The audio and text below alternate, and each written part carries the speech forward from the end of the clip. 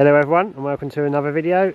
We are at Ashberry Nature Reserve, just outside the little village of Rievaulx in North Yorkshire. We're in the North Yorkshire Moors and we've just come across this nature reserve with all the rain we've had recently. There is a lot of water. Walking along this very pretty stream, very clear water stream, I might add. It's unbelievably very deep.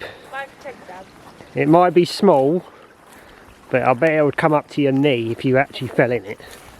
And for once I haven't fell in it, so I believe him.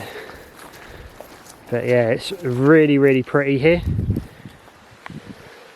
Look at that. Just hills, trees, streams, rivers. This is countryside at its best. So we went to the Abbey first, and if you do go to the Abbey and you're in the car, you can't leave your car there, so you've got to sort of find somewhere to park along the road, which we did luckily, and then we just walked up the road to come here,